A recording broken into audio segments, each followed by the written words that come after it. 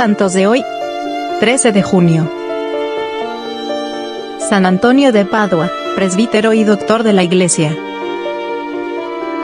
Fernando de Bulloes y Taveira de Acevedo nació en Lisboa, Portugal, en 1195. A los 15 años ingresó a los canónigos regulares de San Agustín, pero 10 años después ingresó a los frailes menores franciscanos, donde a los 25 años adoptó el nombre de Antonio. Tenía voz clara y fuerte, memoria prodigiosa y un profundo conocimiento, el espíritu de profecía y un extraordinario don de milagros.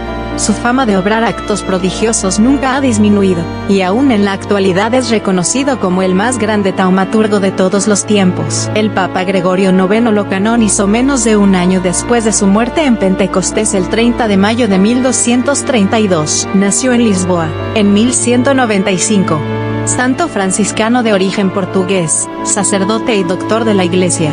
Su nombre de nacimiento era Fernando Martins, era hijo primogénito de Martín de Alfonso, caballero portugués descendiente de nobles franceses, los Guión, y de María Taveira. Estudió en la escuela catedralicia, donde un tío suyo era maestrescuela. Más tarde, en torno a 1210, ingresó en el monasterio de canónigos regulares de San Agustín de San Vicente de Fora, cerca de Lisboa.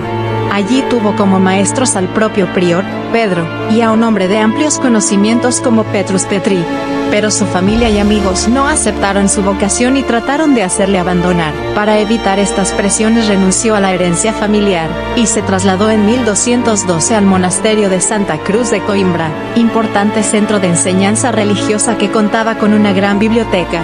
En este otro lugar recibió la influencia de la Escuela Teológica de San Víctor, París, a través de profesores que habían estudiado allí. Tampoco en Coimbra encontró tranquilidad, pues el monasterio se vio afectado por el enfrentamiento entre el rey Alfonso II de Portugal y el Papa Inocencio III. Su propio prior, Juan, fue excomulgado por apoyar al primero. Hacia 1219, fecha en que probablemente era ya sacerdote, conoció a la pequeña comunidad franciscana de Coimbra, establecida poco antes en el eremitorio de Olivais, y se sintió atraído por su modo de vida fraterno, evangélico y en pobreza. Cuando poco después llegaron a su monasterio restos de los primeros mártires franciscanos, muertos en Marrakech, decidió ingresar en la nueva orden, que a causa de su reciente creación aún estaba poco extendida, y carecía del prestigio que alcanzaría más adelante. Fray Juan Parenti, provincial de España, presidió la sencilla ceremonia de toma de hábito franciscano, verano de 1220,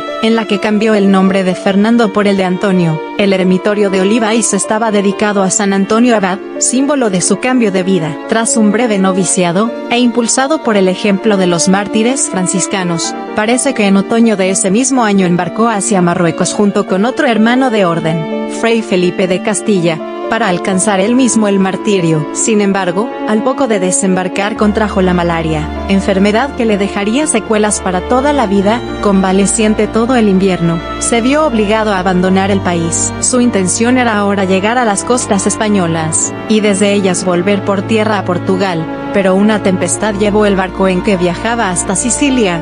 Permaneció algún tiempo en Milazzo, costa noreste de la isla, donde había una comunidad franciscana, para completar su recuperación. En junio de 1221 asistió al capítulo de su orden en Asís, capítulo de las Esteras, que convocó a 3.000 franciscanos. Allí conoció a San Francisco de Asís, y decidió no regresar a Coimbra para ponerse al servicio de Fray Gracián, provincial de la Romaña, circunscripción franciscana que abarcaba todo el norte de Italia. Este lo envió durante un año al eremitorio de Monte Paolo, cerca de Forley, para que se fortaleciese antes de encomendarle alguna misión de apostolado. A mediados de 1222, ya con buena salud, predicó en la catedral de Forley, sin haber preparado previamente sus palabras, pero con gran profundidad, con ocasión de unas ordenaciones de franciscanos y dominicos. Su provincial le nombró predicador y le encargó ejercer su ministerio por todo el norte de Italia, donde se extendía por muchos lugares el catecismo. Recorrió así, enseñando, numerosos lugares. Su labor catequética en Rimini en 1223, por ejemplo, fue difícil, pero sus exhortaciones y discusiones públicas acabaron teniendo éxito, logrando convertir entre otros a Bononillo, obispo cátaro. A finales de este año o principios de 1224 estuvo también en Bolonia, enseñando teología a otros frailes franciscanos en el convento de Santa María de la Pugliola. Fue el primer maestro de la orden, recibiendo para ello el permiso de San Francisco, que le escribió una carta llamándole mi obispo. Hacia 1224 o 1225, sus superiores lo trasladaron al sur de Francia, donde los albigenses tenían más fuerza que en Italia. Su método para combatir la herejía consistió en llevar una vida ejemplar, en charlas con los no creyentes, y en catequesis para fortalecer la fe de los cristianos. Prosiguió su enseñanza teológica en Montpellier, donde se formaban los franciscanos y dominicos que iban a predicar en la región, y Tolosa, ciudad con fuerte presencia albigense, además de ser guardián del convento de Le Puy en Belay, al oeste de Valencia y Lyon, y, desde el capítulo de Arles de 1225, custodio de Limoges. Como tal estableció la residencia de los franciscanos de la ciudad en una antigua ermita benedictina y fundó un convento cerca de Brieve. A finales de 1225 participó en el Sínodo de Borges, que examinó la situación de la región. San Antonio de Padua señaló a los prelados la necesidad de vivir sencillamente para dar ejemplo. El obispo de Borges, Simón de Sully, respondió a sus palabras y aplicó en lo sucesivo la reforma de costumbres, ayudándose de franciscanos y dominicos para la evangelización de su diócesis. La muerte de San Francisco el 3 de octubre de 1226 le obligó a viajar a Asís, como custodio de Limoges, para asistir al capítulo general que debía elegir nuevo ministro general. Este tuvo lugar el 30 de mayo de 1227, siendo elegido Fray Juan Parenti. Buen conocedor de la valía de Antonio, le nombró provincial de Romaña. Muy querido por sus frailes, recorrió los lugares de su provincia donde había conventos franciscanos. Uno de ellos fue Vercelli, donde predicó en la catedral con gran impacto, y conoció al teólogo y canónigo regular Tomás Galo. También por entonces debió estar durante estancias largas en Padua, donde fundó una escuela de franciscanos, y comenzó a escribir una serie de sermones. Fruto de su labor fue el aumento de las misiones de predicación y la fundación de numerosos conventos. En el capítulo general de 1230, reunido con ocasión del traslado de los restos de San Francisco a su basílica de Asís, pidió a Parenti que le retirase el cargo, a causa de su mala salud. El general aceptó su renuncia a cambio de formar parte de una comisión que debía presentar al Papa Gregorio IX varias cuestiones sobre la regla franciscana que el pontífice debía estudiar y aprobar.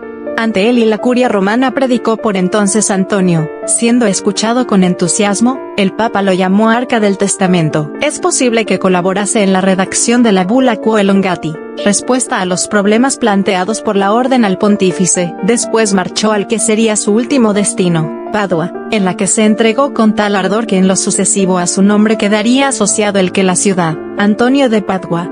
Se instaló primero en la capilla de la Arcella, junto al convento de Clarisas, pero solía predicar en el convento franciscano de Santa María, extramuros de la ciudad. Escribió, por petición del cardenal Reinaldo de Isecni, el futuro Alejandro IV, una serie de sermones según las fiestas del año litúrgico, y predicó hasta el agotamiento la Cuaresma de 1231. A sus sermones diarios asistió gran parte de la ciudad, y consiguió del Consejo Mayor de la ciudad la liberación de los deudores presos por no tener medios con que pagar sus deudas, origen del Estatuto de San Antonio. Poco después, el podestá Esteban Badoer le rogó que solicitase al poderoso Ecelino IV da Romano la liberación de varios nobles paduanos que tenía prisioneros. De este modo, viajó a Verona y se entrevistó con Ecelino, aparentemente sin éxito, si bien unos meses después de la muerte de Antonio acabaría por ceder. En mayo, habiendo empeorado su salud por el viaje, se retiró al cercano lugar de Campo San Piero para descansar y terminar de escribir los sermones. Pero la gente tuvo conocimiento del lugar en que estaba, y acudió en masa a oírle y pedirle consejo. El viernes 13 de junio sufrió un colapso y, ante el próximo fin, pidió que le trasladasen a Padua. Así se hizo, aunque para evitar las multitudes se detuvieron en la Arcella, donde murió Antonio esa misma tarde tras recibir la extrema unción y recitar los salmos penitenciales. No tenía aún 40 años, y había ejercido su intensa predicación poco más de 10. Orador sagrado, fundador de hermandades y de cofradías, teólogo y hombre de gobierno, dejó varios tratados de mística y de ascética y se publicaron todos sus sermones. Un año después de su muerte fue beatificado. Su culto, muy popular, se generalizó a partir del siglo XV. Su representación más valiosa se debe a Goya, quien lo plasmó en San Antonio de la Florida. Fue proclamado doctor de la Iglesia en el año 1946. Su fiesta se celebra el 13 de junio.